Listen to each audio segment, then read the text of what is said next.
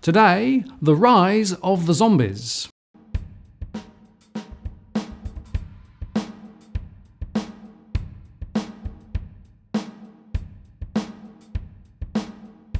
Hello again, I'm Martin North from Digital Finance Analytics. Welcome to our latest post covering finance and property news with a distinctively Australian flavour. The Bank for International Settlements recently released a new report, The Rise of Zombie Firms, Causes and Consequences. They define zombie firms as firms that are unable to cover debt servicing costs from current profits over an extended period. And they used firm-level data on listed firms in 14 advanced economies to highlight a ratcheting up in the prevalence of zombies since the late 1980s. They say this increase is linked to reduced financial pressure, which in turn seems to reflect in part the effects of lower interest rates. But such zombies weigh on economic performance because they are less productive and because their presence lowers investment in and employment at more productive firms. And as interest rates rise, many will fail. And by the way, if you value the content we produce, please do consider joining our Patreon program where you can support our ability to continue to make great content. Here is the link. Whilst businesses often borrow to fund their business, and this may be fine if you have enough steady revenue to cover the running costs of the business and the interest on debt, and also have a plan to repay or reduce the debt down the road. But if you can't, then something is wrong, and such companies are locked into a debt cycle with no exit and are high risk and suck up otherwise productive investment capital. The BIS study looked at more than 32,000 listed companies in 14 advanced economies to identify zombie businesses, which they define as those who are at least 10 years old and have an interest coverage ratio below 1 for 3 consecutive years. Now that is actually a very low bar. The interest coverage ratio is calculated by dividing a company's earnings before interest and taxes during a given period by the company's interest payments due within the same period. This tells us how many times over a company could pay its current interest payment with its available earnings. In other words, it measures the margin of safety a company has for paying interest during a given period, which a company needs in order to survive future and perhaps unforeseeable financial hardships that may arise. A company's ability to meet its interest obligations is an aspect of a company's solvency and is thus a very important factor in the return for shareholders. As an example, suppose a company's earning during a given quarter are $625,000, and that it has debts upon which it is liable for payments of $30,000 each month. To calculate the interest coverage ratio here, we would convert the monthly interest payments into quarterly payments by multiplying them by 3. So the interest coverage for the company is $625,000 over $90,000, which gives 6.94. Staying above water with interest payments is a critical and ongoing concern for any company. As soon as a company struggles with this, it may have to borrow further or dip into its cash reserve, which is much better used to invest in capital assets or for emergencies. The lower a company's interest coverage ratio is, the more its debt expenses burdens the company. When a company's interest coverage ratio is 1.5 or lower, its ability to meet interest expenses may be questionable. 1.5 is generally considered to be a bare minimum acceptable ratio for a company and the tipping point below which lenders are likely going to refuse to lend the company more money as the company's risks for defaults may be perceived as too high. Moreover, an interest coverage ratio below 1 indicates the company is not generating sufficient revenues to satisfy its interest expenses.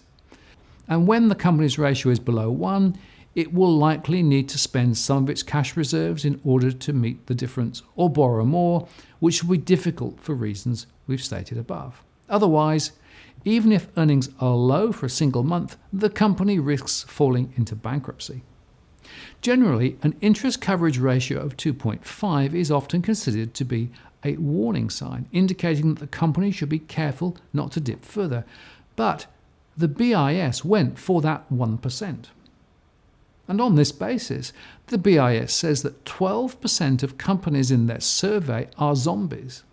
Now, they don't identify the company by name, but thousands of companies are going years with little prospect of repaying their debts. Yet, for whatever reason, the lenders see no need to stop lending to them, much less foreclose. They happily just keep receiving the interest payments. And in the USA, about 16% of US-listed companies qualify as zombies. Now, let's ask this question. Why is it that so many lenders are happy to make loans to companies who are at risk of not being able to repay them? Well, the BIS shows that this is a relatively new phenomenon. It was close to zero in the late 1980s, but has climbed steadily since then. Worse, once you become a zombie company, the probability of remaining one is high and rising. Not exactly something that should comfort lenders. Of course, banks make money by lending more and growing their balance sheets, so there is an incentive for lenders to continue to lend, something which the Royal Commission highlighted in the context of home lending. Perhaps also it has something to do with the rise of the so-called junk bond market. This segment grew fast from the 1990s to make credit available to marginal companies not otherwise attractive to most lenders by offering high yields to potential bond buyers. This was supposed to compensate them for the higher default risk, and it worked too, but actually some would say it worked rather too well. Often the zombie company has a charismatic CEO or founder who can charm lenders, and faced with a probable loss, lenders always face a temptation to extend and pretend. They convince themselves that another year or another quarter will let it turn into a sterling borrower who pays in full and on time. Perhaps this is understandable, as no one wants to force people out of their homes or put a company out of business and leave its workers jobless. But capitalism requires both creation and destruction. Keeping zombies alive hurts healthy companies. The BIS found it actually reduces productivity for the entire economy. It sucks the lifeblood out. The other side is that lenders may lose their money too. Those who make irresponsible lending decisions have to face market discipline, or they will keep doing it, causing further problems. Unfortunately, we do the opposite. Bailouts and monetary stimulus over the last decade generated a lot of unwise lending that is not going to end well. Many, possibly most, of those zombie companies should fail, or more accurately, they will fail either suddenly in a crisis or in slow motion if their lenders don't bite the bullet. There really are no other options. And when they do, it will hurt not only their lenders, but their suppliers, workers, and shareholders. And this is another part of the debt bomb story. And as interest rates rise, as we expect they will, this poor lending will come home to roost and is another potential catalyst for problems in the financial system ahead. Finally, a quick reminder, our next live Q&A session is now scheduled for November the 20th at 8 p.m. Sydney time.